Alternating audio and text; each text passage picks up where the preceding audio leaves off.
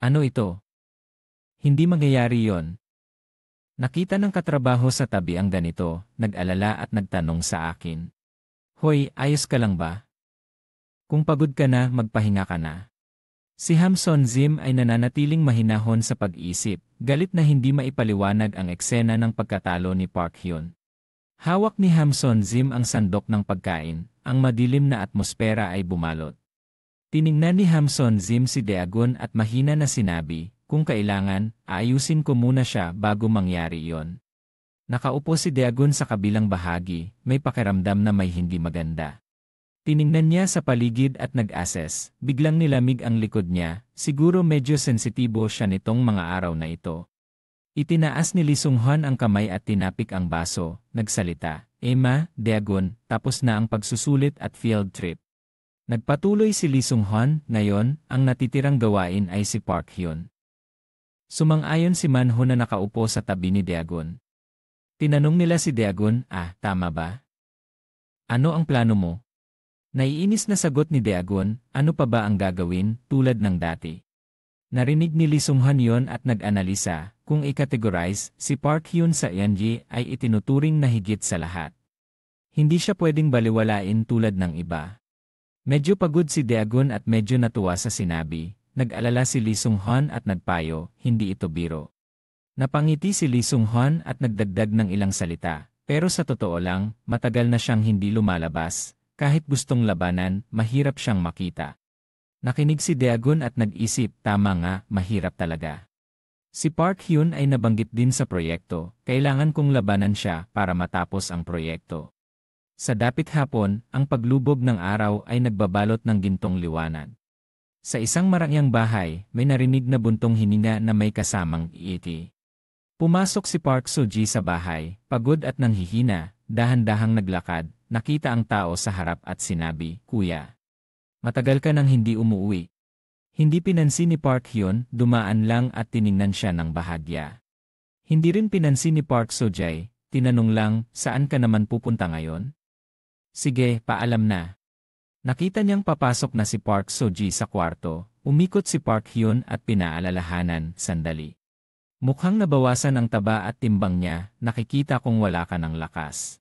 Pinagmamasdan si Park Seo-ji na nakahiga sa kama, nag-alala si Park Hyun at nagtanong, Jen, may nangyari ba? Sagot ni Park Seo-ji na parang walang anuman, wala naman. Lumapit si Park Hyun sa pintuan ng kwarto, hinawakan ng hawakan at tinawag si Park Seo-jae. Nakatagilid pa rin si Park Seo-ji sa kama, ayaw magpaliwanag, kaya ko naman mag-isa, isara mo na ang pinto. Tahimik na huminga si Park Seo-jae, kailangan kong maligo pero wala na akong lakas. Nakakatanggap ang telepono ng mensahe na nagsasabing may mahalagang laban ngayon. Sumunod na mensahe, maghanda ka na, huwag magpahuli. Tiningnan ni Park Hyun na nahimik at hindi sumagot. Isinilid ang telepono, muling tumingin sa kwarto ng kapatid. Hinawakan ni Park Hyun ang braso ni Park Seo-jae, lalabas ako, kung may mangyari, tawagan mo ako. Sa isang ibang gusali na maraming matataas na palapag. Nag-aalis ng sapatos si Daegun at nag-push up sa sahig. Habang bumababa, malalim ang iniisip, kamakailan ay nakipaglaban ako ng ilang laban. Kaya medyo relax na ang katawan. Naalala ang laban na may dugo, pinaalalahanan ni Daegun ang sarili na habang ganoon, mas nahihirapan siyang kontrolin ang lakas, lahat ay dahil sa emosyon at disiplina. Naalala ang laban na may dugo, pinaalalahanan ni Daegun ang sarili na habang ganoon, mas nahihirapan siyang kontrolin ang lakas, lahat ay dahil sa emosyon at disiplina. Lumitaw sa isip ni Daegun ang imahe ni Park Hyun na nag-aalala na isang yugto na lang ang natitira. Ang huling laban kay Park Hyun. Sumandal si Daegun sa isang kamay sa sahig, itinaas ang buong katawan, matatag na nagsabi na tatapusin niya ang proyektong ito. Pagkatapos nito, wala nang lalaban sa kanya. Lumabas ang sekretarya ng Direktor Lahe mula sa silid na puno ng mga kagamitan sa pagmamanman. Itinaas ng sekretarya ng Direktor Lavi ang kamay at hinalukay ang itim na kurtina. Pinagmasdan ng sekretarya ng Direktor Lahe ng ilang sandali, may itim na sasakyan na nakaparada sa ilalim ng gusali. Iniisip na matagal na itong nakaparada. Sinusubaybayan ba siya? Nag-alala ang sekretarya ng Direktor Lahe, at inisip na maaaring siya o si Dagon ang target o pareho. Bumalik sa opisina, umupo sa upuan at bulong, "Ako ayos lang," pero si Dagon bihira magbantay sa paligid. Tiningnan ang proyekto sa screen ng computer, nag-isip, ang proyektong gumagamit ng karahasan para sugpuin ang karahasan ay panakip lamang, ang tunay na layunin ay unti-unting lumalabas. Pinindot ang keyboard at sinabi sa sarili, "Hindi ko pwedeng hayaang may inosenteng masakripisyo, hindi dapat makisawsaw pa si Dagon." Pumunta sa kwarto ni Dagon, kumatok at magalang na tinawag si Dagon. Nilapit ang tenga sa pinto upang marinig ang ingay sa loob. Matagal na naghihintay, tinanong, "Nasa loob ka ba?" Nagpa siya na buksan ang pinto, pumasok at nagbabala, "May nakita ka ba sa labas?" Lumabas si Dagon mula sa banyo, hawak pa ang hawakan ng pinto, naka-shorts at may tuwalya sa ulo. Nag-alala ang sekretarya ng Direktor Lay, "May tao ako nakita sa labas." Nang makita si Dagon sa ganitong kalagayan, nagulat ang sekretarya ng Direktor Lay. Mukha ni Dagon ay inis, tinanggal ang tuwalya sa balikat. Bumagsak ang tuwalya sa sahig. Sa hapon sa apartment kung saan nakatira si Dagon. Nakaitim na long sleeve shirt si Dagon, may tuwalya sa lig, hawak ang tasa ng kape. Hinawakan ang ulo ng tuwalya na parang inis, kahit ibinigay ng proyekto ang bahay na ito, paano ko tatanggapin na basta-basta pumapasok sa kwarto ko? Nakaupo ang sekretarya ng Direktor Lay sa sofa, nahihiya at mahigpit na hawak ang mga kamay sa hita, "Nakayuko, pasensya na, talagang sorry." Inabot ng sekretarya ng Direktor Lay ang tasa ng tubig kay Dagon at mahinang ipinaliwanag, "May emergency akong kailangang sabihin sa'yo. Pero hindi kita makontak." "Salamat, siguro naging pasensyoso ako." Taos pusong humingi ng tawad ang sekretarya ng Direktor Lay, hindi na maulit ito. Hinila ni Dagon ang upuan papalapit, sumang-ayon, "Siyempre, dapat ganon." Umupo si Dagon, tinawid ang mga binti, nakasandal ang mga kamay sa sandalan ng upuan, nagtanong, "Ano ba ang emergency?"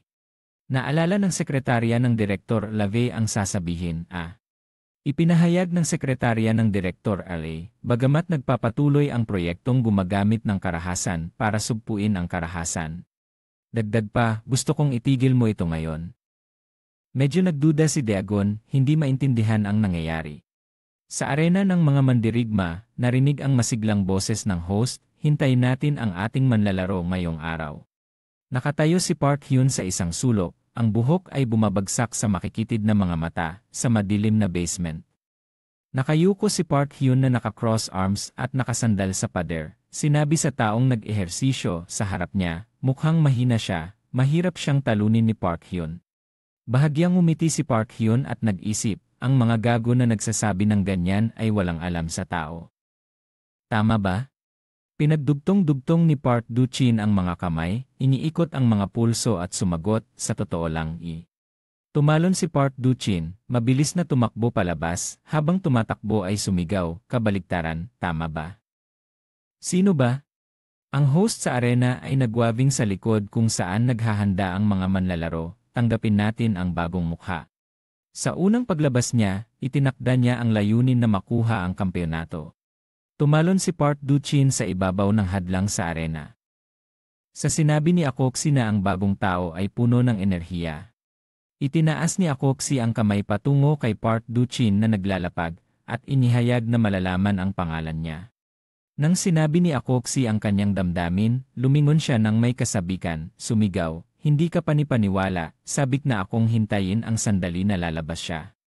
Si Park Hyun sa entablado ay mahina na nagsabi, "Ipakita mo sa akin kung paano mo ito pinapasok sa puso." Hinimas ni Park Do-chin ang kanyang balikat, nilalamas ang labi at ngipin, may kakaibang ekspresyon, "Gusto kong malaman kung sino ang mga salbaheng nagsabi ng mga yon." Ang mga manonood sa ibaba ay palitan ang pagsigaw ng suporta, nagiging masigla ang buong lugar ng laban. Tumawa si Park Do-chin ng mapanlinlang, sabi, "Kung hindi man lang sila tumaya sa akin, ano pa ang sinusuportahan nila?" Inabot ni Akoksi ang kanyang kamay pasulong, ipinagpatuloy ang pagdadala ng programa, inihayag, "Tanggapin natin ang ating hamon." Lumabas si Park Hyun nang may lakas sa pagpapakilala ni Akoksi, "Huwag kalimutan ang kampiyon." Sa kabilang panig, nakatayo si Park Do-chin, hinahaplos ang likod ng lig habang naghihintay. Ipinakilala pa ni Akoksi, sinabing ito ay isang mahalagang yugto ng laban. Mataas ang ganda ni Park Hyun nang makita ang kanyang kalaban. Bulong ni Park Hyun, kalaban, hindi ko inasahan na siya ang batang iyon. Nang makita si Park Hyun, si Park Do-chin ay malamig na nagtanong sa kanya, tila may kakaiba sa kanya. Si Direktor Kim at si Park Hyun ay nakatayo sa entablado, pinagmamasdan ang dalawa sa ibaba na nag-uusap, hindi maiwasang magtaka si Direktor Kim, kilalang-kilala ba sila? Ito ba ang taong pinagpagura ng pinuno ng departamento kamakailan? Tumingin si Direktor Kim kay Park Hyun na may halong inis, sabi, pero para labanan si Park Hyun, hindi ba masyadong maikli ang oras ng pagsasanay? Hindi ko sinasabi na kulang ang iyong antas ng pagsasanay. Hindi nagpapakita ng emosyon si Park Hyun, nagbigay lamang ng mahinang tunog na, Jelen. Subukan mo nga. Hindi nagpapakita ng emosyon si Park Hyun, nagbigay lamang ng mahinang tunog na, Jenen, subukan mo nga. Tumawa si Park Hyun, kalmado siyang hinarap si Park Do-chin na puno ng kasabikan, tinapos ni Park Hyun na magiging kawili-wili ito. Pinunasan ni Park Do-chin ang kanyang katawan, mabilis na tumakbo patungo kay Park Hyun, dahan-dahang lumakad si Park Hyun.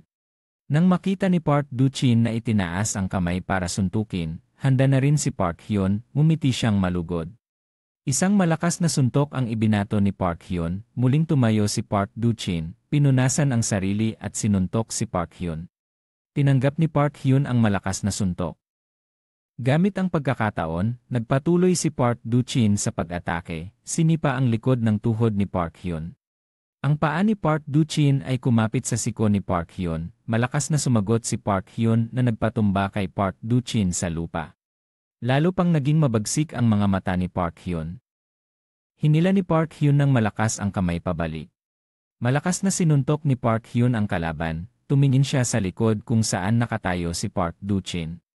Nagtanggol si Park Do-chin, tumayo, sumandal sa mga tuhod, ngumiti ng may kasigasigan. Napakainit ng laban na halos sumigaw ang mga manonood sa hindi makapaniwala. Ang unang laban ay nagpakita ng ating hari ng arena, isang dakilang baraha ang lumitaw. Nag-aalala ang mga mata ni Park Hyun, mabagal na sinabi na noon at ngayon ay lubhang magkaiba. Nanatili si Park Do-chin sa posisyon, umingiti ng bahagya, sinabi kay Park Hyun na siya ang hari dito. Nakatayo si Park Hyun sa kabilang panig, tumingin lang ng bahagya sa likod at nakinig ng hindi sumagot. Nagpatuloy si Park Do-chin, marunong ka bang maglaro ng baraha?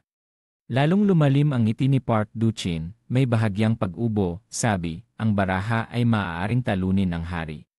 Bumalik sa apartment kung saan nakatira si Daegun, tiniyak ng sekretarya ng Direktor Alay na hindi na mauulit ang ganitong kwento. Medyo nag-aalala ang sekretarya ng Direktor Alay tungkol sa proyektong gumagamit ng karahasan para sugpuin ang karahasan. Gusto kong itigil mo na ito dito, mas magiging maayos ka ba? Nag-alinlangan si Daegun, tanong, bakit sobrang matindi, dahil lang nakita mo akong naka-underwear, kaya sinabing itigil ko ang proyekto. Kalma ang sagot ng sekretarya ng Direktor Alay, isipin mo na lang na natapos ng mas maaga kaysa sa inaasahan. Naabot na namin ang layunin ng proyekto, kaya hindi mo na kailangang alalahanin ito. Pinagmamasdan ng sekretarya ng Direktor Alavi ang pagkadismaya ni Daegun, nagpatuloy sa pakikipagkasundo na siyempre. Bibigyan pa rin namin siya ng lahat ng kompensasyon na kanyang hinihingi, hindi ba't magiging mas maayos siya? Nang marinig ang mga salita ng sekretarya ng Direktor Alavi na hindi na niya kailangang makipaglaban sa mga taong ayaw niyang labanan. Inilagay ni Daegun ang ulo sa kamay, nag-isip ng mahinahon. Naalala ang unang pagkikita nila sa simpleng apartment, narinig ang tanong ng sekretarya ng Direktor ay, nagsipilyo ka na ba? Nag-aatubiling sagot ni Daegun, kaya ngayon maaari na akong maging estudyante. Pinagmamasdan ng sekretarya ng Direktor ay, at nagbigay ng mungkahi, dapat gupitin mo ang buhok mo. Sa silid-aralan, narinig ang boses ng sekretarya ng Direktor Alay na ito ang nilalaman ng proyekto. Umupo si Daegun sa upuan, nakikinig sa pagsasalita ng sekretarya ng Direktor Alay. Maingat na tinanong ng sekretarya ng Direktor Alay, may tanong ka pa ba? Walang interes na sagot ni Daegun, naiintindihan ko na ang ilan sa mga dahilan kung bakit ako ang pinili niyo. Bahagyang ibinaba ni Daegun ang mukha, mahina ang boses, pero gaano na ba kayo kalalim nakakakilala sa aking nakaraan? Itinulak ng sekretarya ng Direktor Lavi ang kanyang salamin, lumabas ang matalim na mga mata, mahinang sinabi tungkol sa pakikipaglaban, alam kong ayaw mo. Hawak ng sekretarya ng Direktor Lavi ang remote, itinuturo ang screen, ipinaliwanag, kaya kailangan mo lang labanan ang ilang mga pangunahing tauhan, at ang huling kalaban ang pinakamahalaga. Tinapos ng sekretarya ng Direktor Ray na matapos ang laban kay Kuya Namb at Park Hyun, matatapos ang proyekto. Mahigpit na pumikit si Daegon, nakapulupot ang mga braso habang nakikinig. Nang matapos ang paliwanag, bumukas ang mga mata ni Daegon, pumayag, sige, tapusin natin ang proyekto sa lalong madaling panahon. Bumalik sa realidad, bulong ni Daegon, Park Hyun, ang huling tauhan. Seryos pa rin siyang nagtanong, bakit titigil na agad? Isang laban lang naman, ilang minuto lang tapos na. Matibay ang paniniwala ni Daegon, mahahanap ko siya agad. Hindi pinansin ng sekretarya ng Direktor Ray, mataas ang tinig, ikaw lang ba ang makakahanap? Paano mo siya hahanapin? Matatag na tanong ng sekretarya ng Direktor Ray, nakita mo na ba ang anino ni Park Hyun?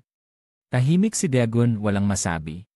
Nagpatuloy ang sekretarya ng Direktor Ray na nagtuturo na kahit gaano katagal ang laban, para matalo siya, kailangang harapin mo siya. Pero ngayon, saan nga ba si Park Hyun, walang nakakaalam. Tumingin si Daegon ng mausisa sa mukha ng sekretarya ng Direktor Ray, nagduda, nakakatuwa, ang proyekto ay planado ng mabuti. Tumayo si Daegon, tumingin ng diretsyo sa mga mata ng sekretarya ng Direktor Ray, tanong, kung planado ng mabuti, bakit hindi makita ang isang estudyante sa paaralan? Makatuwiran ba yon? Nagduda si Daegon, tanong, may tinatago ba kayo na hindi ko alam? Tinawag mo ako para makipaglaban, tapos sinabing itigil. Nagalit ang sekretarya ng Direktor Ray, tumayo, halos ulitin ang sinabi, laban. Nakatayo ang sekretarya ng Direktor Ray sa harap ni Daegon, tumingin sa mukha niya, matatag na sinabi, panahon na para itigil ang proyekto. Maingat na ipinaliwanag ng sekretarya ng Direktor Ray kay Daegon na hindi ba't mas mabuti iyon para sa kanya. Natapos ng maaga ang proyekto na pilit mong ginawa mula sa simula. At sinabi ko na bibigyan kita ng lahat ng napagkasunduan. Nagpatuloy ang sekretarya ng Direktor Ray na lahat ay pabor sa kanya, hindi maintindihan kung bakit siya nagre-react ng ganito. Tahimik si Daegon, walang sagot. Ipinahayag ng sekretarya ng Direktor Ray, kung gusto mo lang makipaglaban, wala na akong sasabihin, pero may isang paraan. Nagpatuloy ang laban sa pagitan ni Park Hyun at Park Do-chin. Direktor Kim mula sa itaas ay tumingin sa dalawang tao sa ibaba, nagsalita, sandali lang. Nagkunot noo si Direktor Kim habang sinusuri ang kalaban na nakikipaglaban kay Park Hyun, talaga bang siya ang batang iyon noon? Sumagot si Park Hyun, medyo nakialam ako sa kanya. Tumingin si Direktor Kim kay Park Hyun nang hindi masaya, sabi, ang ibig mong sabihin, naging ganito siya dahil sa pakikialam mo. Bumalik si Direktor Kim sa pagtuon sa dalawang tao sa arena, ipinahayag ang kanyang pag-aalala na siyempre. Hindi ko pinagdudahan ang kakayahan mong magturo, pero sa panahon niya ay naalala ko tuloy noon. Bumalik sa panahon ng unang makilala ni Direktor Kim si Park Do, binanggit lang na dinala mo siya dito para kumita ng pera. Pero marami tayong problema dahil sa kakulangan niya ng kaalaman. Si Park Do, ngayon lang talaga pinipigilan ko, sinabi ko nang hiniram ko na, babayaran ko ng buo. Ang tagapangasiwa ay sobrang bastos. Si Park Do, hawak ang telepono, inis na tanong, pahiram pa nga ba? Ganito lang ito, kung hindi kita papayagang makalabas, seryoso ako. Pinagsuntok ng tagapangasiwa ang ulo ni Park Do, sumigaw ng malakas, tanga ka ba, gusto mo bang mamatay? Si Park Do ay pinagsuntok, niyakap ang ulo at sumagot, putang ina, bakit mo ako pinagsuntok ng ganito kalakas? Bumawi si Park Do ng suntok sa tagapangasiwa, ano ba yan? Sino ka ba para ganyan? Napabagsak ang tagapangasiwa sa pagkabigla ng mga kasamahan sa paligid. Hindi mapigilan ni Park Do ang galit, nagpatuloy sa pagsuntok, tinanggal ang kanyang masamang ugali. Nagpalitan ang suntukan ng dalawa, pati ang mga tao sa paligid na sumubok humadlang ay sinuntok ni Park Do hanggang sa dumugo.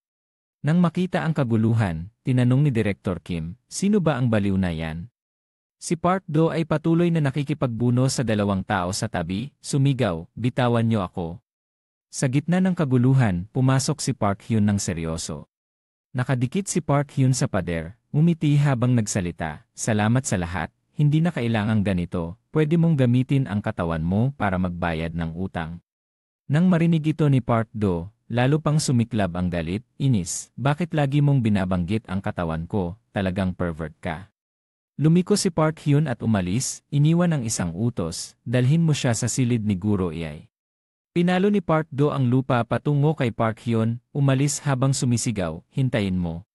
Tarantado, kung maglalaban pa tayo, panalo ako, kung kaya mo, bayaran mo ako."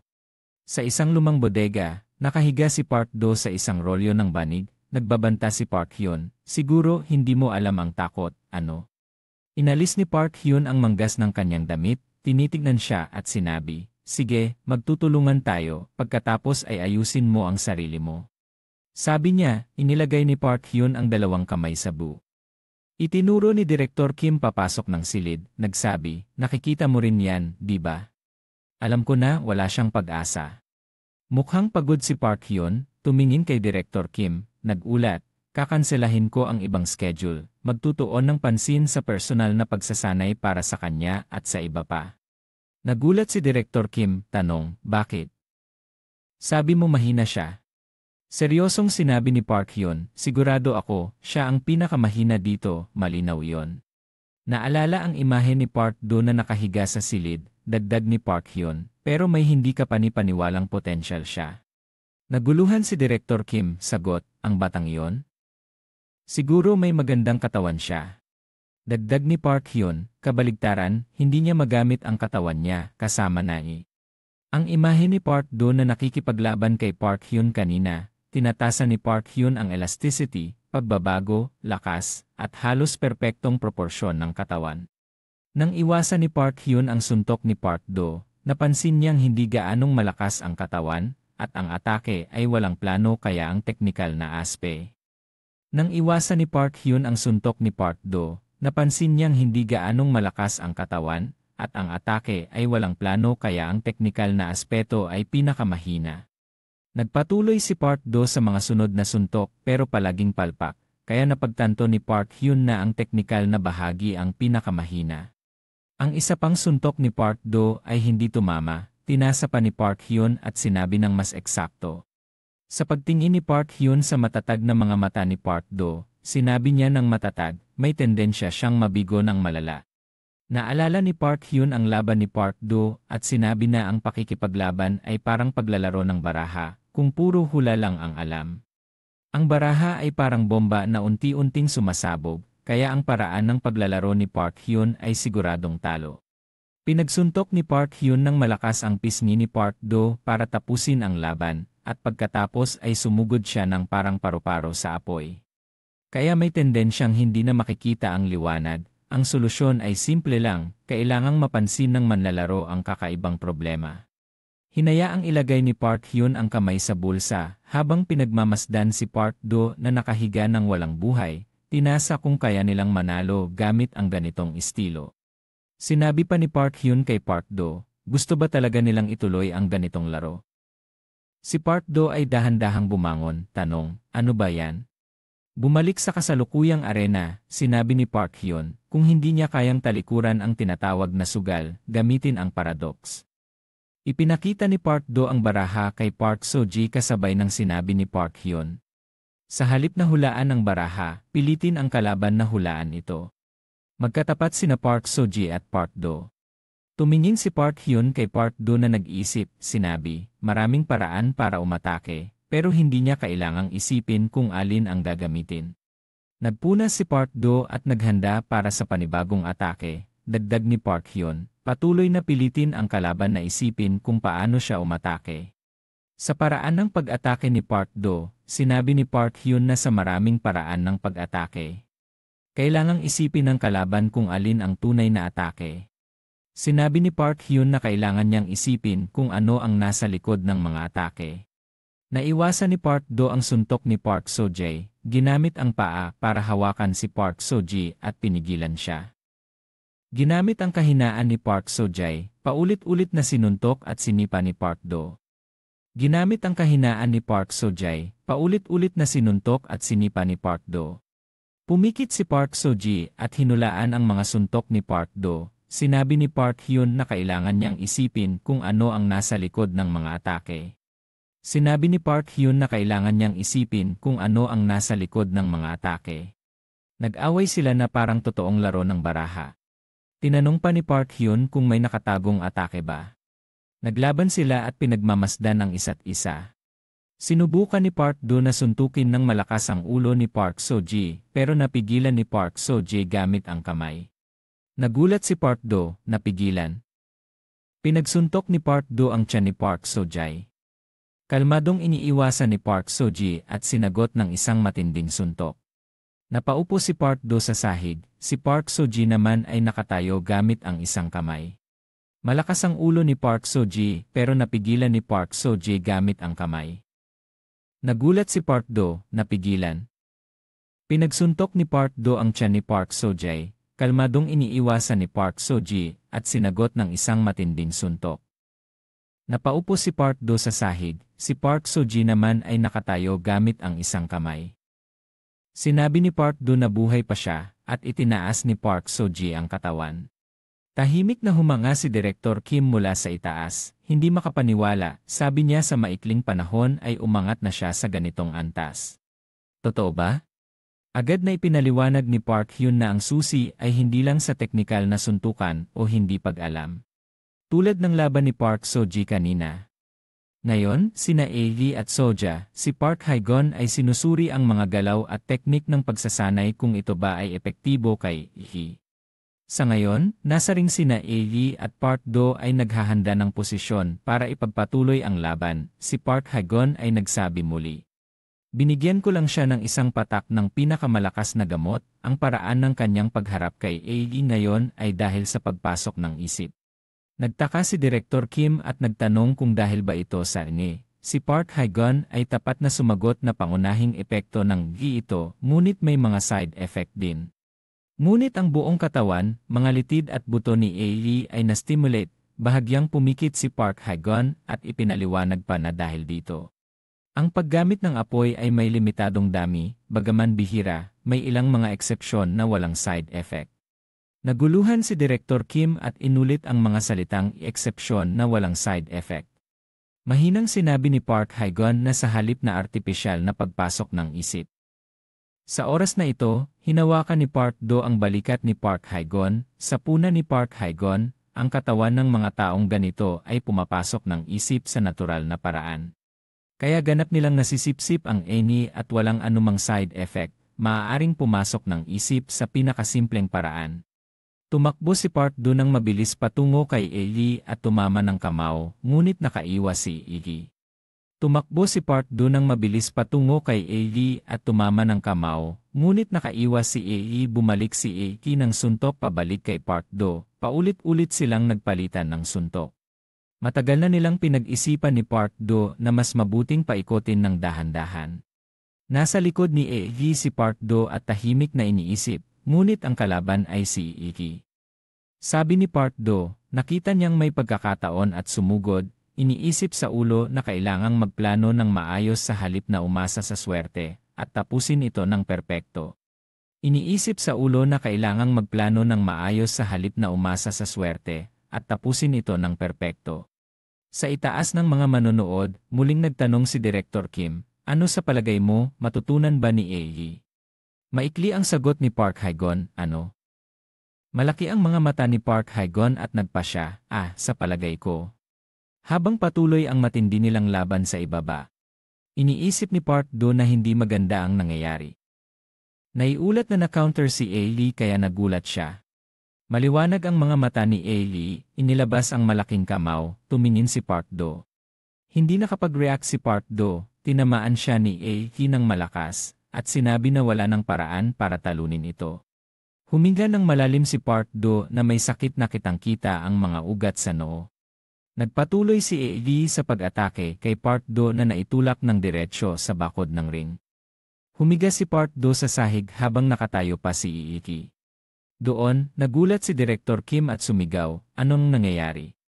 Nakita si Park Do na nakahiga, galit na sinabi ni Director Kim, malinaw na si Park Do ang may kalamangan. Tumawa ng malakas si Park Hae-gon, haha, talaga namang kawili-wili si Yi, sa galit na tingin ni Director Kim.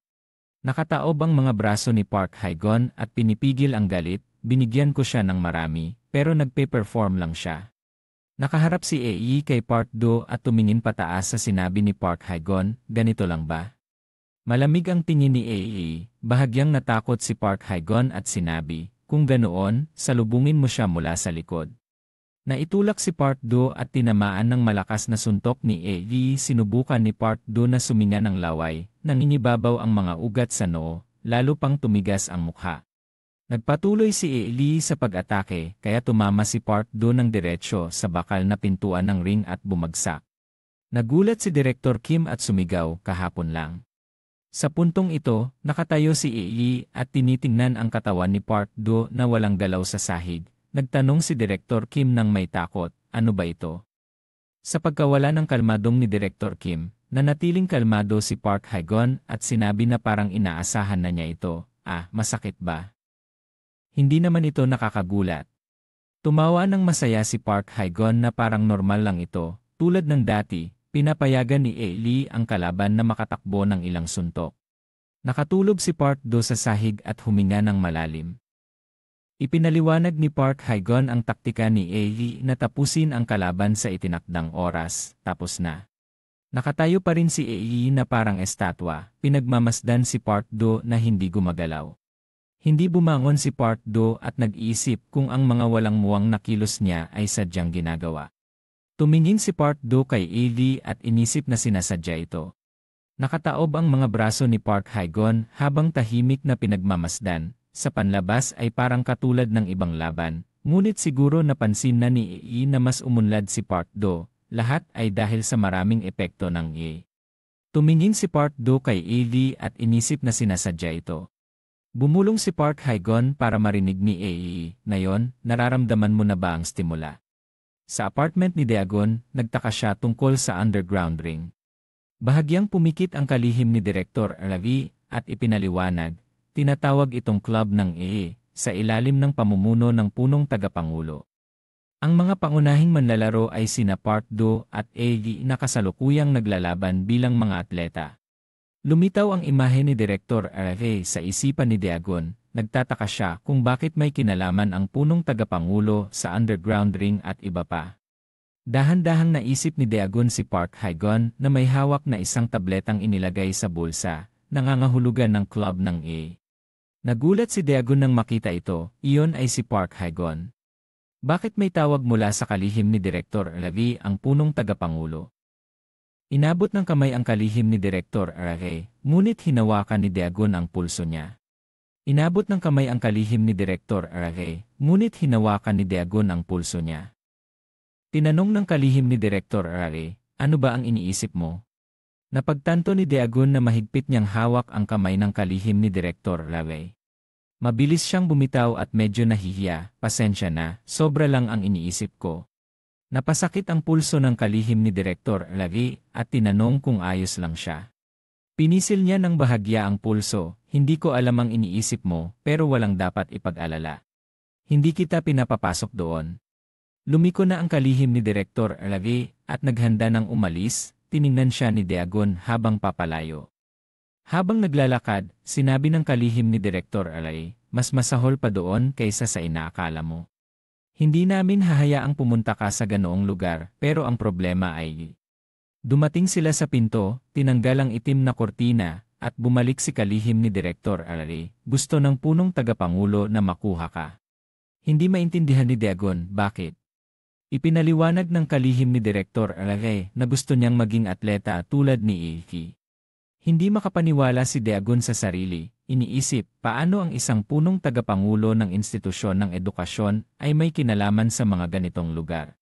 Ngunit iniiwasan ng kalihim ni Director Ravi ang tanong, siguro marami kang gustong itanong, pero mahirap ipaliwanag ng malinaw ang lahat. Nagpatuloy ang kalihim ni Director Ravi, ang gusto kong gawin mo ay hindi pumunta sa underground ring, madali ang oras. Lumapit siya kay Daegon at pinilit siyang maghanda agad, maghanda ka. Nilinaw ni Dagon maghanda. Nilapitan siya ng kalihim ni Direktor Lage at bumulong sa tenga niya. Sa ngayon, saring si Eli ay nagsusuot ng hood na nakatakip sa ulo at mukha. Nakasuot si Eiki ng buong itim na damit habang naglalakad. Nang makalabas siya ng pinto, si Park Hagon ay nakatingin mula sa itaas sa likod ni Eiki. At sinabi, sigurado akong naramdaman mo ang epekto ng kahit na indirect lang. Naalala ni Park Hagon ang laban kanina at mumiti, pero hindi ka nagpapakita ng kahit anong reaksyon. Siguro sa tingin mo ay hindi mo na kailangan pang maging mas malakas. Patuloy na naglalakad si Eli habang naririnig ang boses ni Park Hagon mula sa taas, sapat na yon. Ang appetizer na inihanda ko ay marahil hindi pa rin nakapagpasigla ng iyong pagnanasa. Inilapit ni Park Hagon ang sigarilyo sa kanyang bibig at humitit, kaya dapat ihanda na natin ang main course. Hintayin mo ako sa gabi sa apartment ni Dagon. Nagdadala ng bag pauwi ang kalihim ni Direktor Aray, naglalakad sa hallway ng parking lot. Habang naglalakad, nakarinig siya ng kakaibang tunog kaya huminto. Nang lumabas siya ng gusali, nakita niya ang isang itim na sasakyan na nakaparada sa harap ng residential area. Lumapit siya at tiningnan ang upuan ng driver, nakita niyang may lalaking nakahandusay sa manibela. Ba? Kaya pala walang reaksyon. Inilagay ng kalihim ni Direktor Lee ang kamay sa bulsa at dahan-dahang sinyasat, ganito ba ang tawag sa pagsubaybay? Isang lipstick ang nahulog mula sa bulsa ng kalihim ni Direktor Lee at tumama sa sahig na may tunog na tumama sa metal. Si Direktor ng Sangay Is na natutulog sa loob ng sasakyan ay nagising dahil sa tunog, binuksan ang isang mata. At may laway pa sa gilid ng labi dahil sa malalim na tulog, tanong niya ng bahagya, Ginen, ano yon? Isad, ano yon? Nagising si Direktor ng Sangay Yi nang makita ang kalihim ni Direktor Lee na walang ibang tao ay nag-aabot ng isang bagay at napailing, o. Mula sa loob ng sasakyan, tinanong ni Direktor ng Sangay Yi nang malakas, kumusta ang trabaho ngayon, may magandang balita ba, Ginoo? Narinig ng kalihim ni Direktor Lee ang boses at agad na nakilala si Direktor ng Sangay Yi. Mabilis na kumuha ng telepono si Direktor ng Sangay Yi at tumawag, alo, sa mahigpit na pagsubaybay, nakita ko na siya. O, sa mahigpit na pagsubaybay, nakita ko na siya. Habang pinapanood si kalihim ni Direktor Lee, iniulat niya na umalis na ang babae sa gusali at patungo sa isang lugar, kailangan ba nating sundan siya? Tanong ng kausap sa telepono, may nakita ka pa ba? Sagot ni Direktor ng Sangay Yi. Nakikita ko pa, ang likuran niya, hindi siya lumilingon dito. Binuksan ni Direktor ng Sangay Yi ang pinto ng sasakyan at naghanda ng sundan, naglalakad siya, susubaybayan ko pa. Sinundan ni Direktor ng Sangay Yi mula sa likuran si kalihim ni Direktor Lee na ang layunin. Sa sandaling iyon, si kalihim ni Direktor Lee ay naglalakad sa unahan, palihim na tumitingin sa likod, iniisip na ang target ay siya mismo. Ngunit bakit? Galing ba siya sa kumpanyang Belm Nagpanggap si Direktor ng Sangay Yi na abala sa pagsusuri, hindi alam kung sino ang nagpadala sa kanya, ngunit talagang tamad ang trabaho. Na ang punong tagapangulo at ang mga kasangkot ay tila hindi mapagkakatiwalaan. Naalala ni Dagon nang una niyang makilala si Park Hagon at narinig ang sinabi nito, ngayon, ikaw ay mahusay na, ilang taon na ang lumipas mula nang huli kitang makita. Lumingon si Dagon. Hinaplos ni Park Hagon ang isang bahagi ng kanyang pisngi at hamunin siya, subukan mo ito, kaya mo yan. Mahigpit na niyakap ni Dagon ang kanyang kamao sa hamon ni Park Hagon, bakit hindi subukan? Sa kasalukuyan, iniisip ni Dagon ang mga alaala at dahan-dahang sinabi, sabi niya, nagbago na ako. Lumilitaw ang imahe ni Dagon noon, marumi ang katawan, maruming buhok, nakaupo sa gitna ng kalsada. Tinatanggap ni Dagon na talagang nagbago siya. Hinila ni Dagon ang kwelyo ng kanyang damit upang muling magpakatatag at sinabi sa sarili na hindi na mauulit iyon. Tiyak na iba na ito. Hooded jacket at sinabi, ang proyektong ito ay para lamang sa kapakinabangan ng ilang tao. Pagkatapos magsuot, bumaba si Dagon sa bawat palapag ng gusali. Naglakad si Dagon ng mag-isa palabas ng gusali. Ang langit ay puno ng mga bituin na natatakpan ng madilim na gabi. Si Park So-hyun ay naglalakad din sa kalsada, dumaan sa isang tindahan ng pagkain. Sa kabilang panig ay may dalawang tao na tahimik na sumusubaybay kay Park So-hyun. Nang makita nilang dumaan si Park So-hyun, lumingon ang dalawa upang magmasid. Tumayo ang dalawa at umalis, ang isa ay nagkunwaring pumuri, ang sarap, habang ang isa pa ay patuloy na tumutok kay Park So-hyun. Pinindot ni Park So-hyun ang telepono sa kamay, habang ang dalawang taga-subaybay ay palapit ng palapit. Napansin ni Park So-hyun ang kakaiba sa telepono. Bigla siyang nagmadaling tumakbo na ikinagulat ng dalawang taga-subaybay. Ang isa ay may buhok na natatabingi ay mabilis na tumawag at sumigaw habang hinahabol. Agad-agad, hindi alam ni Park So-hyun kung saan siya pupunta. Sa isang botika malapit doon, may hawak na bag si Park So-hyun at iniulat ng dalawang taga-subaybay na huminto siya sa botika. Ang lalaking may buhok na natatabingi ay tumayo malapit sa ilaw at nagtanong, sandali lang, habang ang isa pa ay nagsabi, walang dapat ipag-alala. Nagpatuloy ang tawag sa telepono, sinabi ng lalaking may buhok na natatabingi na pauwi lang siya sa pamilyar na daan. Tumakbo na ikinagulat ng dalawang taga-subaybay. Ang isa ay may buhok na natatabingi ay mabilis na tumawag at sumigaw habang hinahabol. Agad-agad, hindi alam ni Park So-hyun kung saan siya pupunta. Sa isang botika malapit doon, may hawak na bag si Park So-hyun at iniulat ng dalawang taga-subaybay na huminto siya sa botika.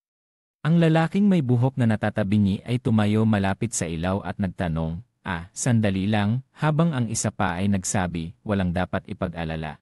Nagpatuloy ang tawag sa telepono, sinabi ng lalaking may buhok na natatabingi na pauwi lang siya sa pamilyar na daan. Babantayan ko siya.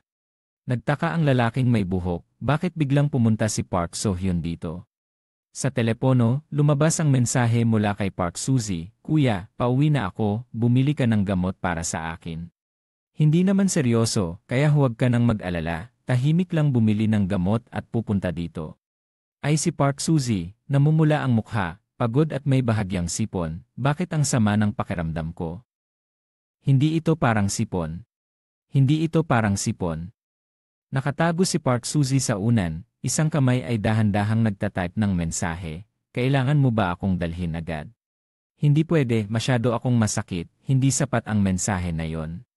Nakabalot si Park Suzy sa kumot na parang nasa pugad, Kuya, nasaan ka na? Kinuha ni Park Suzy ang telepono at tumawag, Kuya, masakit ako, bilhan mo ako ng gamot. Nang marinig ang boses sa telepono, nagulat si Park Suzy at malakas na sumigaw, Kuya. Naalala ni Park Suzy ang balita sa Ri na isang tao ang sumira ng pinto ng botika gamit ang katawan niya kagabi. Ipinakita sa balita ang eksena ni Park So-hyun na sumira ng pinto ng botika at naging mainit na usapin ang pagnanakaw ng gamot na pampawala ng sakit ng pamilya Park at pagtakas. Naibalik ng kamera ang eksena ni Park So-hyun na nagwasak sa botika at hinanap ang lahat. Ayon sa ulat ni MC, inamin ni Park So-hyun ang kanyang ginawa sa araw na yon. Inamin niya na ginawa niya ito dahil nag-aalala siya sa kanyang kapatid na babae na may sakit. Naka-jacket at salamin si Park Suzy, nakaupo sa harap ng nakikinig sa balita na pagkatapos ng insidente, pinatawad ang botika. Nag-alala si Park Suzy habang nakahiga sa kama, iniisip na hindi dapat magulo ulit si Kuya tulad ng dati. Nakatayo si Park So-hyun sa harap ng botika, hawak ang malaking bag ng gamot, habang si Park Suzy ay nag-isip na sana ay tahimik lang siya dito. Maraming iniisip si Park So-hyun, at nagpadala si Park Suzy ng mensahe na paalalahanan siyang bumili ng gamot ng tahimik lang at pumunta dito. Sinunod ni Park So-hyun ang payo ng kapatid at dahan-dahang naglakad, na ikinagulat ng mga taga-subaybay na nagtaka, ano bang nangyari sa kanya? Huminto ang dalawa, ang may mahabang buhok ay nagsabi, medyo kakaiba ang lakad niya, pero kailangan pa rin natin siyang sundan. Napansin ni Park So-hyun na may sumusunod sa likod kaya tumingin siya ng mabilis. Mahigpit niyang hinawakan ang bag ng gamot, naalala ang paalala ni Park Suzy na tahimik. Hindi na siya nagpaapekto at pinaalalahanan ang sarili na may sakit si Suzy at naghihintay sa kanya. Dahan-dahan siyang naglakad papunta sa gusali kung saan nakatira si Park Suzy. Sa isang kanto, may isang tao na nakasuot ng kumpletong jacket na nakaupo sa bangko sa gilid ng kalsada. Medyo na-curious si Park So-hyun, hindi niya makita ang mukha ng tao, Tanging ang sombrero na may ilang buhok na nakalabas lang ang nakikita. Palapit si Park So-hyun, handang dumaan sa tabi ng kakaibang tao. Dumaan siya ng normal. Pagkalipas ng ilang hakbang, narinig niya ang boses, "Ikaw ba si Park So-hyun?" Huminto si Park So-hyun. Narinig niyang muli, "Hindi ba?" Tumayo siya at malakas na sinabi, "Ako." "Kilala mo ako?" Mabilis na sagot ni Park So-hyun, "Hindi kita kilala, sino ka?" Humawak ang lalaki sa kanyang tuhod at tumayo ng may kayabangan, "Hindi mo na kailangang malaman, kung ikaw nga si Park So-hyun, ayos na yon." Biglang sumuntok ang lalaki, ngunit naagapan ni Park So-hyun at pinigilan ang suntok. Kitang-kita sa matalim na tingin ni Park So-hyun ang kalahating mukha ng lalaki. Nang makita niyang muling maghanda ang lalaki na sumuntok, mabilis na tumakbo si Park So-hyun.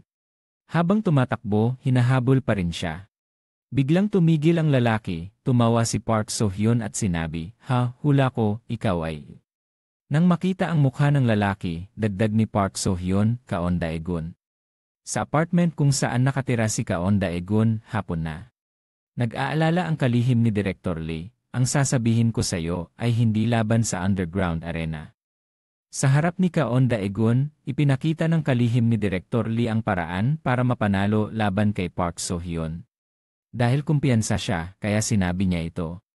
Bumulong ang kalihim ni Director Lee sa kamay ni Kaon Daegun, "Ipapakita ko sa iyo ang mga galaw ni Park So-hyun." Habang nasa ground floor ng gusali, naisip ni Kaon Daegun kung kailangan pa bang maghintay sa arena. Baka mas mabuting hanapin at labanan siya sa labas. Si Daegun ay dahan-dahang naglalakad sa kalsada habang iniisip ang tungkol sa punong tagapangulo at sa club. Pareho silang may plano. Nang makarating siya sa lugar kung saan lilitaw si Park So-hyun, napag-isip-isip ni Daegun na kung maghihintay siya hanggang sa oras na yon para umatake, magiging mahirap ito para sa kanya. Nang makarating siya sa parke, bahagyang hinaplos ni Daegun ang kanyang sombrero at bulong na sinabi na daraan si Park So-hyun sa parke na ito. Nilapag ni Daegun ang kanyang mga kamay sa kanyang mga tuhod bilang suporta at umupo sa maliit na upuan sa parke, nagpa siya na maghintay na lang. Umupo si Daegun at nag-usap, hindi niya kilala ang mukha ng kalaban. Bumaba ang kanyang ulo na may pagkadismaya at bulong, "Dapat ba akong maghintay ng walang pag-asa? Hindi ko naman pwedeng harangin lahat ng dumadaan at tanungin ang kanilang mga pangalan." Habang nag-iisip, narinig ni Daegun ang mga yabag ng paa. Lumingon siya sa direksyon ng mga yabag at napansin ang isang matangkad na lalaki na papalapit. Nakasuot ang lalaki ng itim na damit na may hood, ang buhok ay natatakpan ang mukha niya, may hawak siyang isang bag na may laman. Nakatutok si Daegun sa pag-obserba, unti-unting lumalapit ang lalaki sa kanya habang sila ay nagkatinginan. Mahinang tinawag ni Daegun si Park So-hyun, at nang tumigil ang lalaki, tinanong niya, "Tama ba ito?" Mula sa malayo, dalawang tagasunod ay nanatiling may distansya, habang sinusubaybayan ang kilos ni Daegun at Park So-hyun, nagulat sila. Nakikipag-usap siya sa isang binata pero hindi malinaw kung sino siya. Ang tagasunod na may mahabang buhok ay nag-aatubiling magsabi, "Hindi pa malinaw ang sitwasyon, kailangan pa nating magpatuloy sa pagsubaybay." Biglang umatake si Daegun kay Park So-hyun, labis itong ikinagulat ng dalawang taga-subaybay. At ang tagasunod na may mahabang buhok ay nagsabi sa telepono, "Ha? Bakit biglang nag-away sila?" Sunod-sunod na suntok ang ibinato ni Daegun habang mabilis na naglalakad si Park So-hyun.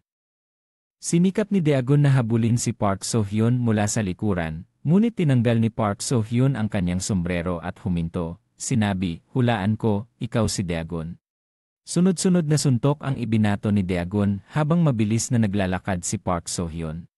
Sinikap ni Daegun na habulin si Park So-hyun mula sa likuran, ngunit tinanggal ni Park So-hyun ang kanyang sombrero at huminto. Sinabi, "Hulaan ko, ikaw si Daegun."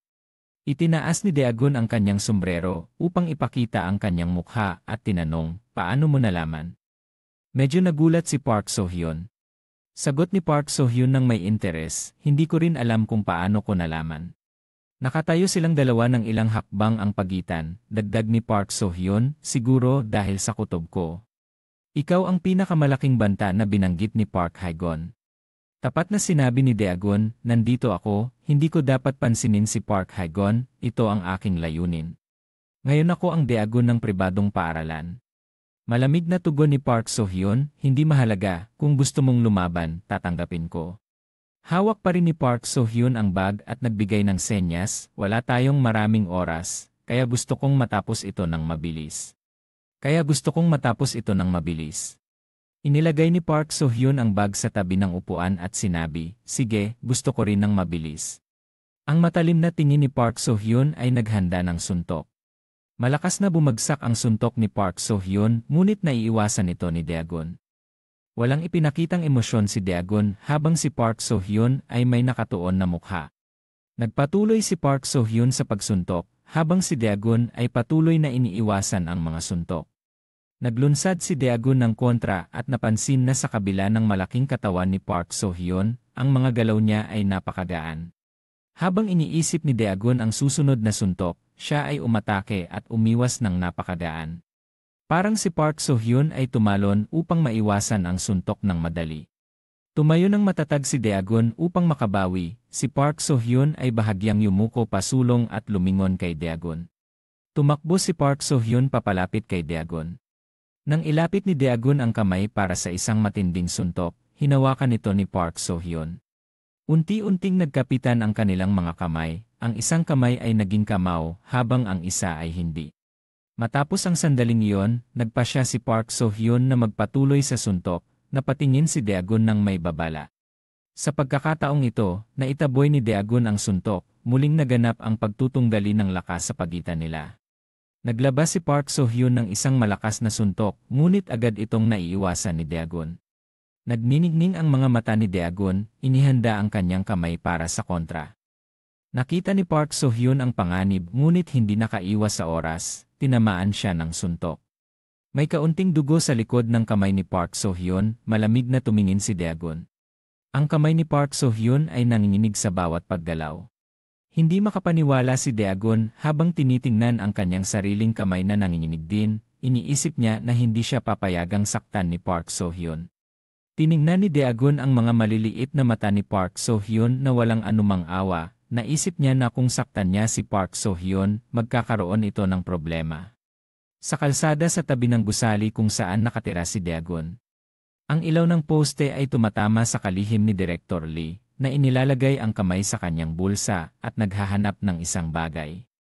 Sa likod niya, malayo, si Direktor ng Sangay-yi ay nakikinig sa telepono. Inilagay ni Direktor ng Sangay-yi ang telepono at nakinig sa mga nangyayari. Nakita niya si kalihim ni Direktor Lee na pumunta sa isang sulok ng kalsada. Palihim na sinundan ni Direktor ng Sangay-yi si kalihim ni Direktor Lee. Pagpasok sa eskinita, inilabas ni kalihim ni Direktor Lee ang isang taser at tinutok ito kay Direktor ng Sangay-yi. Bumagsak si Direktor ng Sangay-yi sa lupa na may laway na lumalabas sa bibig. Kinuha ni kalihim ni Direktor Lee ang telepono mula sa nakahandusay na direktor ng Sangay-yi. Sinuri ni kalihim ni Direktor Lee ang telepono.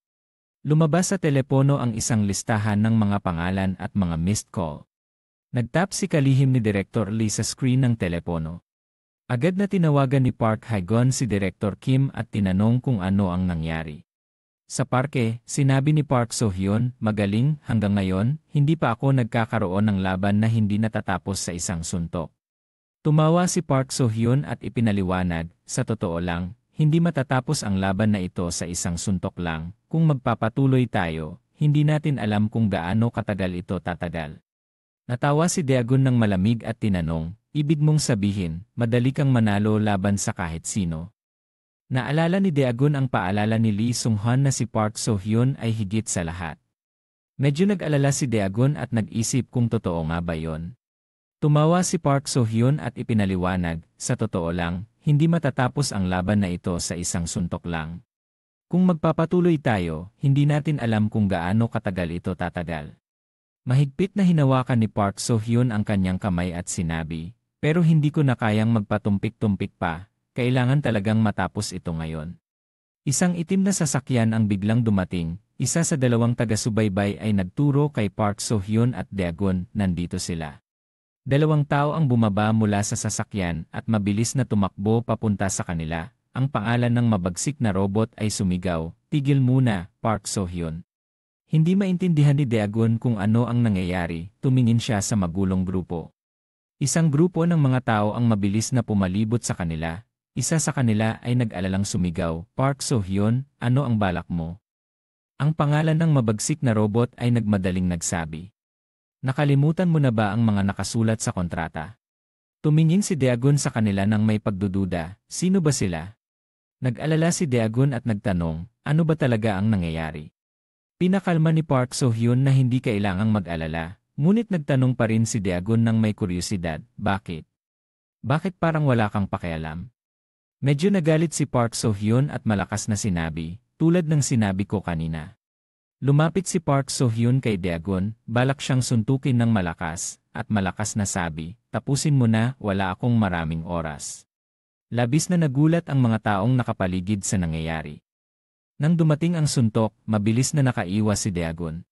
Ang suntok ay tumama sa harap ng isa sa grupo na natakot. Hindi tumigil si Park So-hyun, sumunod ang pangalawang suntok.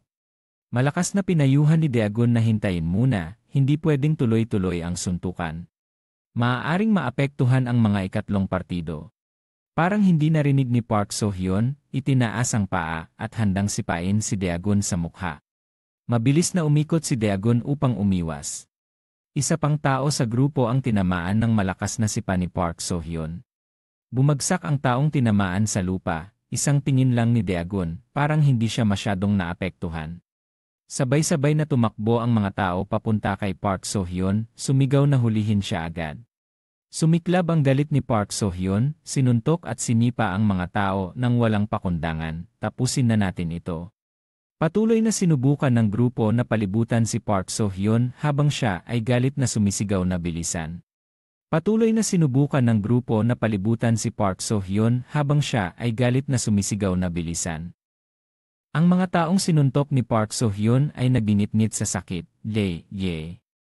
Samantala, si Dagon ay nanatiling kalmado sa harap ni Park So-hyun. Bumagsakan ang mga tao sa isa't isa, may humahawak sa balikat. May pumipigil sa mga kamay ni Park So-hyun, at si Dagon ay nanonood ng naguguluhan at napapailing, ano ba ito? Habang nanonood si Dagon, naramdaman niya ang sakit at bulong sa sarili, sa ganitong sitwasyon, kahit manalo ay wala ring saysay. Patuloy na pinanood ni Dagon ang bawat tao na natumba. Bigla niyang naisip na baka mga tao ito mula sa underground fighting ring.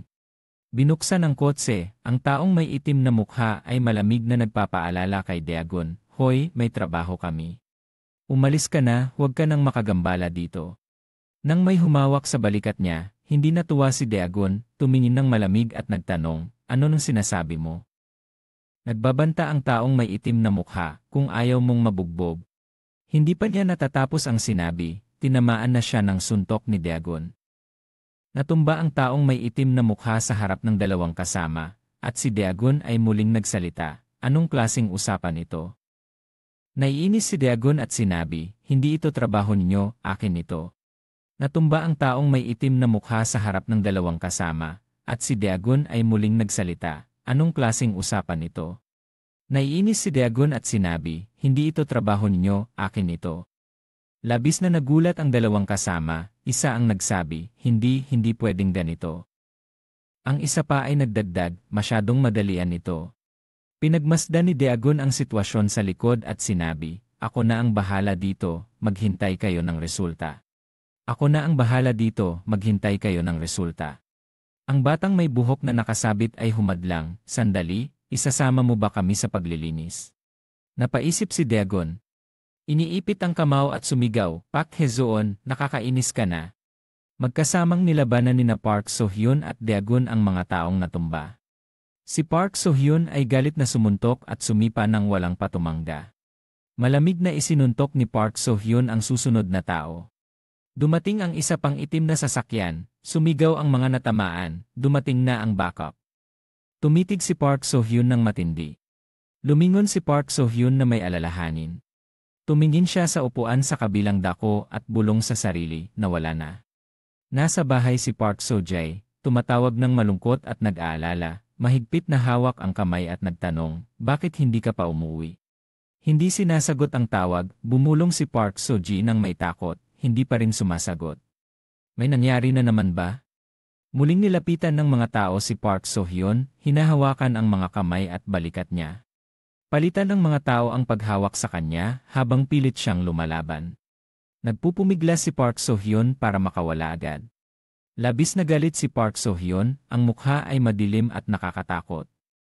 Ginamit ni Park So-hyun ang lahat ng lakas para matanggal ang kanyang jacket, tumakbo palabas ng mga tao patungo kay Daegun. Maliwanag ang mga mata ni Park So-hyun, puno ng apoy ng galit, at hinarap si Daegun na malalim ang iniisip. Mabilis at malakas ang suntok ni Park So-hyun, ngunit mas mabilis si Daegun na umiwas. Lumapit si Park So-hyun at hinawakan ang braso ni Daegun. Agad-agad, pagkatapos mahawakan, tumakbo si Park So-hyun palayo. Lumingon si Daegun sa likod habang tumatakbo si Park So-hyun ng mabilis. Naalala ni Park So-hyun ang imahe ni Park So-ji na naghihintay sa telepono. Sa puso ni Daegun ay sinabi, "Hintayin mo ako." Nang makita si Park So-hyun na umalis, naguluhan si Daegun, mahina ang boses, "Ano ba itong nangyayari?" Nagdadalawang isip siya. Isang sasakyan ang umalis ngunit nanatili si Daegun na humihinga at nag-iisip kung susundan ba niya. Kasabay ng dalawang tagapagbantay, tumingin sila sa direksyon ng sasakyan. Isang tao na naka-vest ang bumaba sa sasakyan. Pinikit ni Daegun ang mga mata at tumutok sa kanya. Lumabas si Park Hae-jun mula sa sasakyan at nagtanong, "Anong ginagawa mo dito?" Hindi masaya si Park Hae-jun, sumigaw, "Sino ang tumawag?" Nag-alala si Park So-hyun at bumaba sa ibaba ng bahay, naghahan. Isang tao na naka-vest ang bumaba sa sasakyan. Pinikit ni Daegun ang mga mata at tumutok sa kanya. Lumabas si Park Hae-jun mula sa sasakyan at nagtanong, "Anong ginagawa mo dito?" Hindi masaya si Park Hae-jun, sumigaw, "Sino ang tumawag?" Nag-alala si Park So-hyun at bumaba sa ibaba ng bahay, naghahanap sa paligid, at bulong sa sarili, bakit hindi pa siya umuwi? Nakatayo si Park So-hyun sa isang maliwanag na post ng ilaw, nagmamasid sa paligid at naghihintay. Narinig ang malakas na mga yapak sa madilim na gabi. Lumingon si Park So-hyun at nakita ang isang tao na mabilis na tumatakbo papalapit. Nang makita ang paparating, mabilis na tumakbo si Park So-hyun, napahinto at natigilan. Nang makalma, tumitig si Park So-hyun ng matindi at bumulong, "Pumasok na tayo sa bahay." Nagduda si Park So-hyun at nagtanong, "Nakabili ka na ba ng gamot? Bakit parang tinitingnan mo palibot?" Malungkot at medyo nadismaya, hulaan niya, baka sinira mo na naman ang botika. Nakita ang pag-aalala sa mga mata ni Park So-hyun. Hinawakan siya ni Park So-hyun sa kamay at sinabi, "Hindi, totoo yan." Naalala ang mga taong natumba dahil kay Park So-hyun, sinubukan niyang ipaliwanag, "Hindi ko talaga sinira." Sa lugar ng gulo, tinanong ni Park Hae-jun si Kaon Dae-gun, "Anong ginagawa mo dito?" Tumingin si Kaon Dae-gun kay Park Hae-jun mula sa malayo. Nagsalita si Park Hae-jun, "Sino ang nagsabi sa iyo na makipag-away sa kanya?" Nanatiling malamig si Kaon Dae-gun, walang pagbabago sa mukha. Lumapit ang isang kasamahan at bumulong kay Park Hae-jun. Tumugon si Park Hae-jun ng isang maikling sagot. Unti-unting lumapit si Park Hae-jun kay Kaon Dae-gun. Sinabi ni Park Hae-jun na si Park So-hyun ay isang manlalaro na nagtatrabaho para sa kanya. Paumanhin ngunit, may kapangyarihan si Park Hae-jun na ipagbawal ang labanan kung walang pahintulot niya. Natuwa si Kaon Dae-gun sa sinabi ni Park Hae-jun, nagtanong pa si Park Hae-jun, "Gusto mo ba talagang makipag-away? Ipaliwanag mo kung ano ang nangyayari." 4 o 5 kasamahan ni Park Hae-jun ang natumba at hindi makabangon. Tumawa si Park Hae-jun at sinabi, "Bakit iba ang sinasabi mo at iba ang ginagawa mo? Maging tapat ka." Naalala niya si Kaon Dae-gun noon. Pinikit ni Kaon Dae-gun ang mga mata ng hindi komportable at sinabi, "Hindi." Sabi ni Park Hae-jun, "Iba ka na ngayon, hindi ba?" Binuksan ni Kaon Dae-gun ang mga mata at tumingin ng walang interes.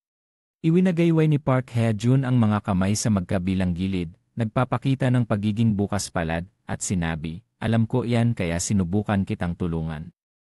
Gagawa ako ng isang arena para sa iyo at kay Park So-hyun." Napagod si Kaon Dae-gun at umalis. Hindi pinakawalan ni Park Hae-jun ang usapan, nagpasya na ang laban sa pagitan nila ay magpapatuloy ayon sa plano. Narinig ni Kaunday-gun ang mga salita ni Park Hae-jun at naramdaman ang inis sa loob. Habang naglalakad, lumingon si Kaunday-gun at sumagot, "Hindi ka ba nagsasawa? Tigilan mo na." Iwinagayway ni Park Hae-jun ang kamay, ibinigay ang isang bagay sa kasamahan, at sinabi, "Ibigay mo ito sa kanya." Nauuna si Kaunday-gun habang ang kasamahan ay mabilis na sumunod.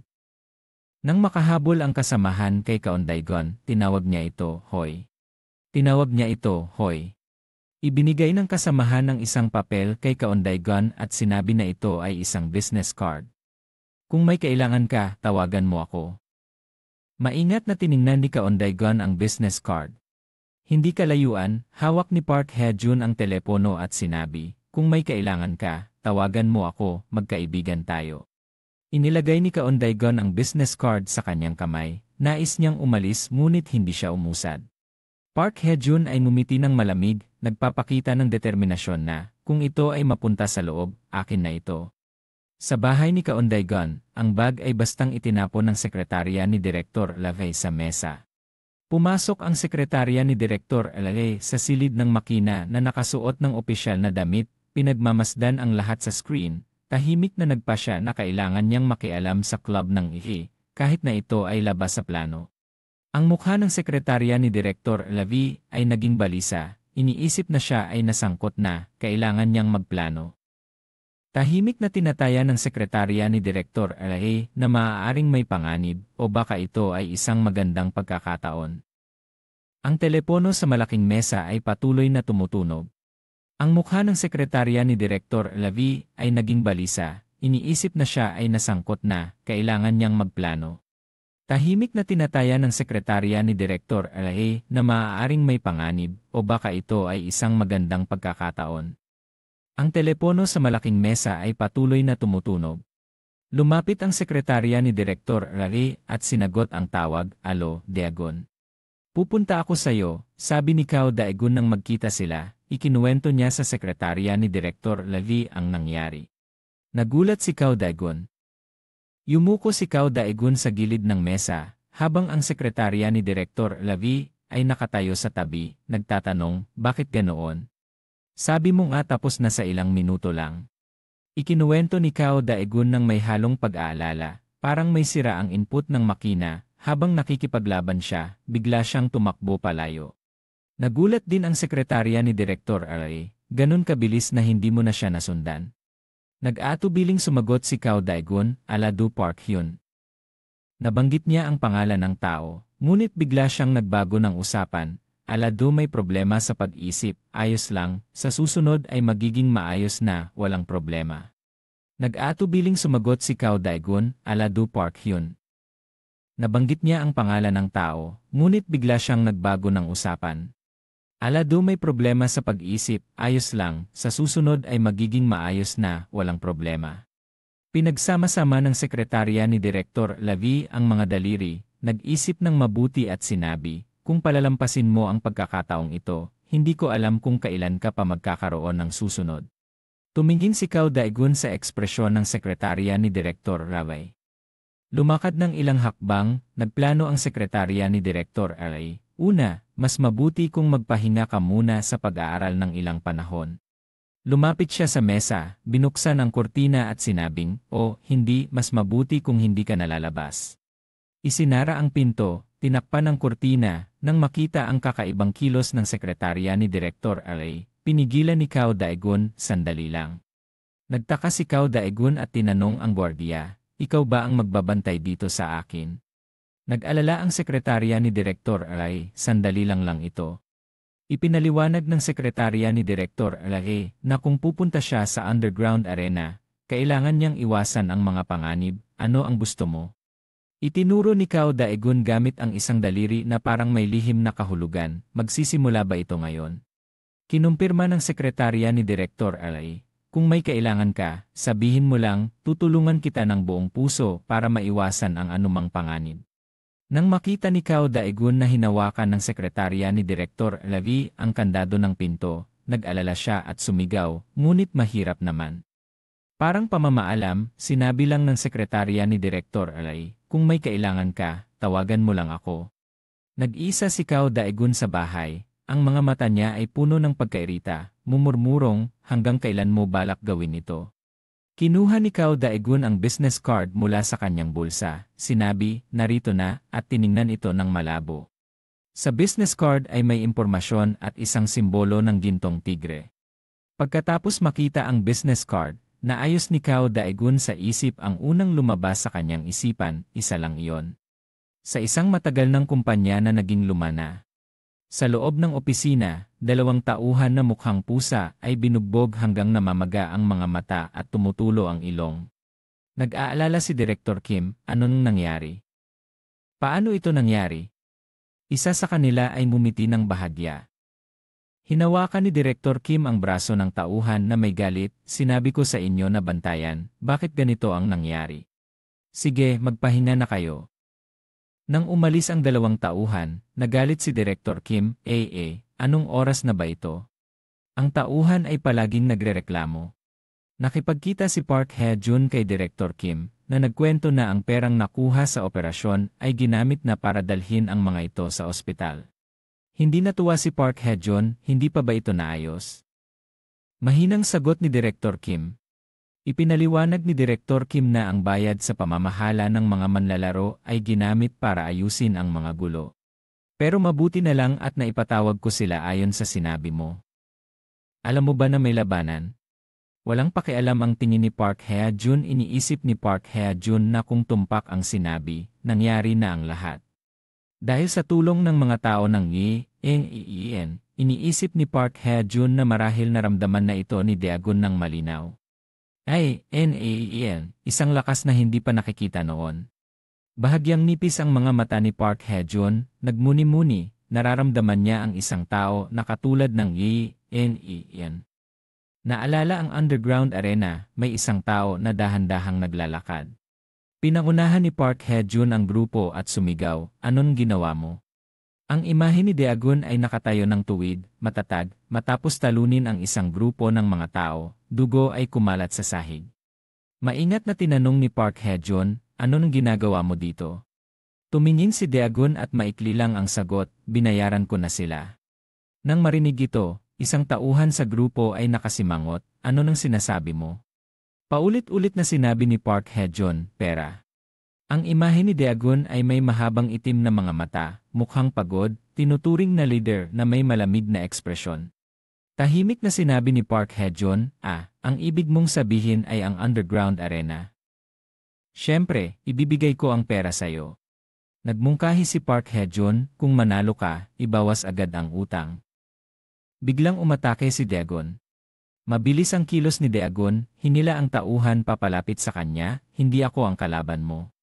Tulad ng dati, umatake si Daegun ng diretsyo, iniiwasan ni Park Hae-jun, habang ang tauhan sa likod ay sumalo ng suntok. Naghanda si Daegun para sa ikatlong suntok, ang mga mata niya ay bahagyang nipis at malamig, nagulat si Park Hae-jun na kumislap ang mga mata. Nakapagpabawi si Park Hae-jun sa tamang oras, ngunit sa isang paraan ay naiiwasan pa rin ni Daegun. Sinuri ni Park Hae-jun ang mga suntok, palaging panalo si Daegun. Tumalikod si Daegun kay Park Hae-jun, pinuri ni Park Hae-jun ang purong lakas. Nagulat si Daegun nang marinig ang papuri ni Park Hae-jun. Malalim ang mga mata ni Daegun, nagtatanong, anong ginawa mo? Nakita ni Park Hae-jun ang kakaibang kilos ng kamay ni Director Kim at nag-utos, sandali, hindi pwede. Ipinakita ni Director Kim ang kamay kay Park Hae-jun at sinabi, hoy, hindi mo pa ako sinasagot. Nag-alala si Director Kim, narinig ko na bigla siyang tumakbo, bakit kaya ganoon? Napikit si Park Hae-jun at mahina ang boses, bigla siyang tumakbo. Hindi ko rin alam. Nagmungkahi si Director Kim, baka may problema siya, tulad ng pag-ibig.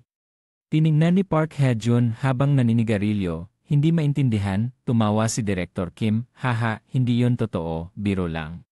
Binigyan ni Director Kim si Park Hae-jun ng lighter. Pumikit si Park Hae-jun at nag-isip, hindi ko kailangang mag-alala sa iba pang bagay.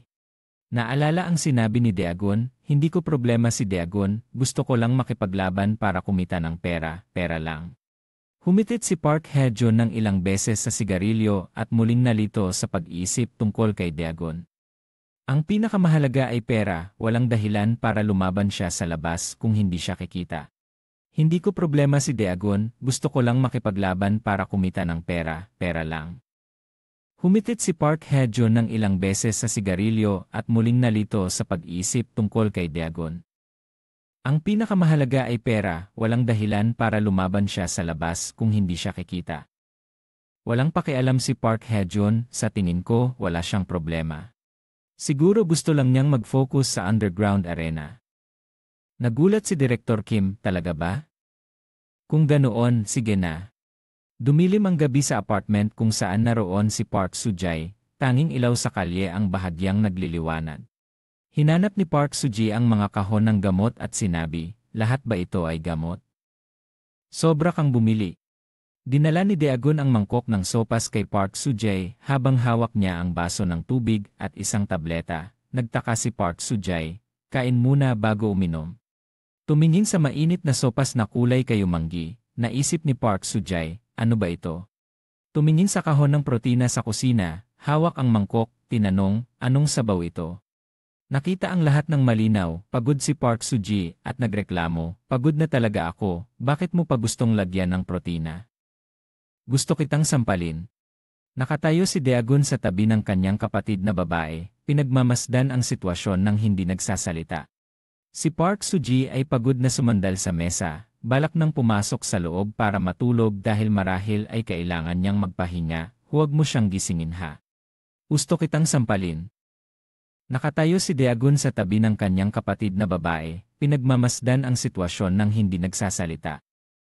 Si Park Soo-jae ay pagod na sumandal sa mesa, balak nang pumasok sa loob para matulog dahil marahil ay kailangan niyang magpahinga, huwag mo siyang gisingin ha.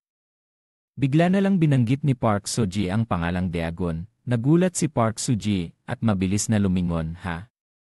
Ano? Ha? Paulit-ulit na binanggit ni Park Soo-jae ang pangalang Dagon. Natakot at nahihiyang namula si Park Soo-jae, pinagitnaan ang mga kamay at nagsabi, ano nang sinasabi mo? Ano? Ha? Bakit? Ano ba? Pero hindi na siya pinansin ni Park Soo-jae. Napansin ni Park Soo-jae ang kakaibang mga ekspresyon at salita ni Park Soo-jae, kaya pinaalalahanan niya na pangalan lang naman ang sinabi niya.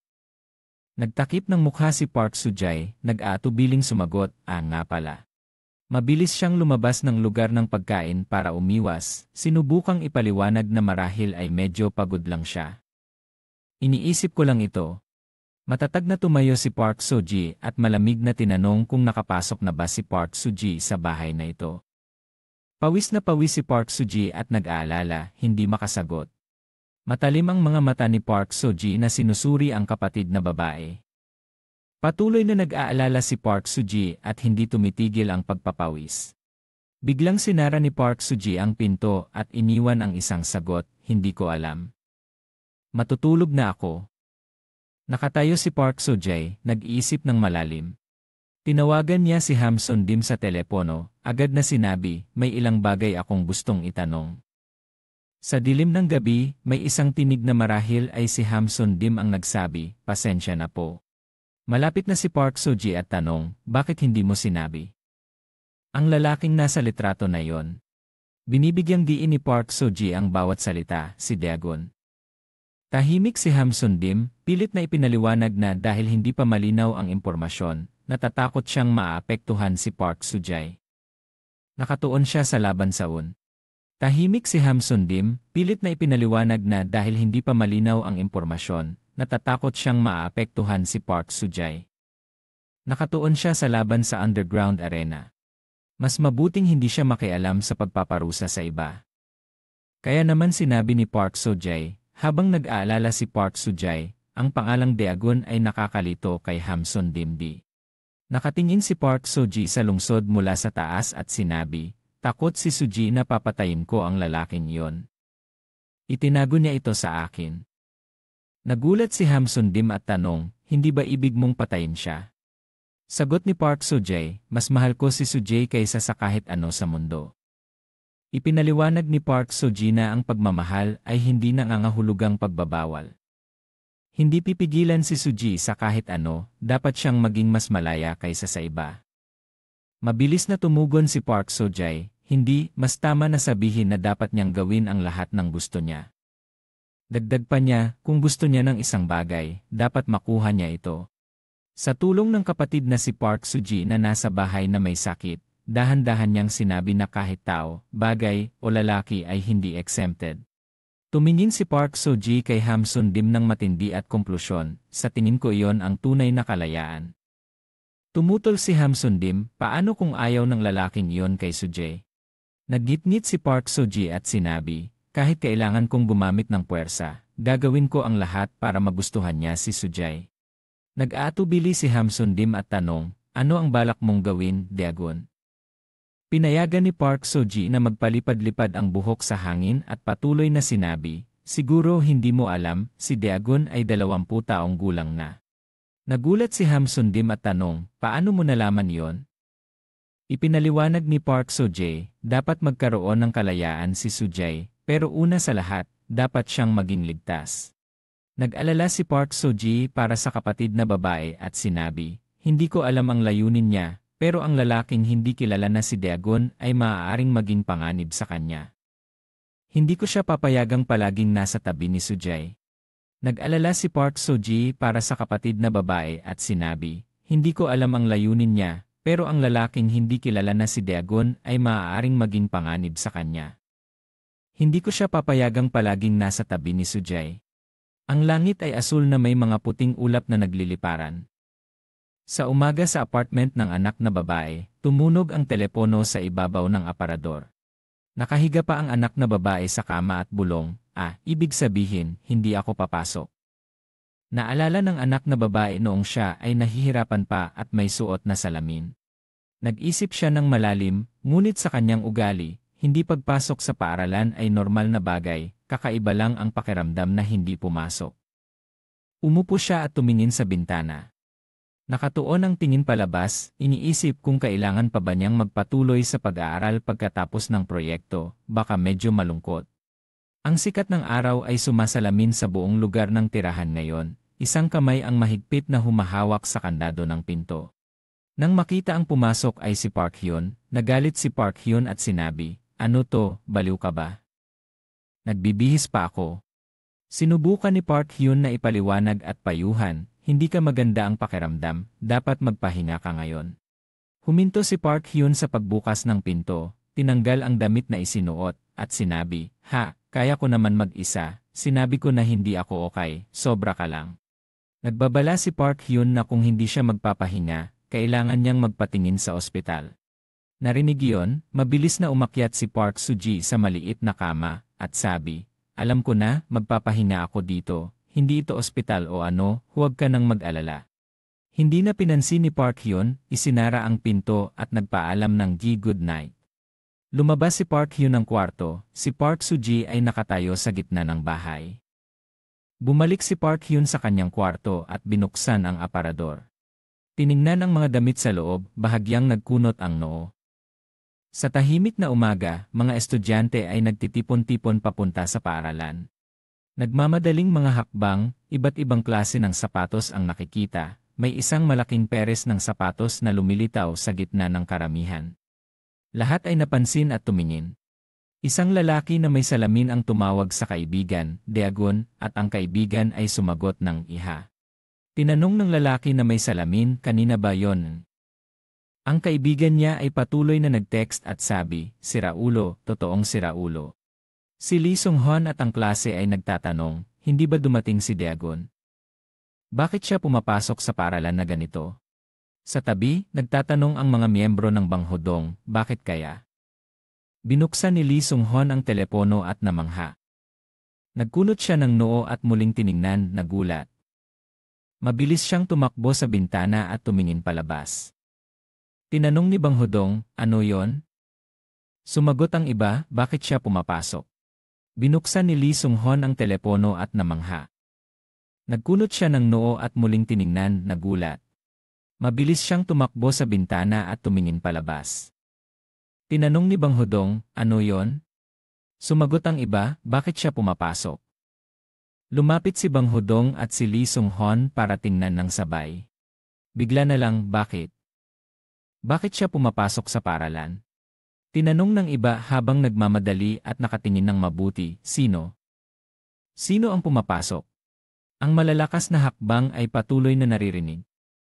Ang mga lalaki sa paaralan ay nag-aalala at pinawisan. Ang mga hakbang ay matatag pa rin sa daan.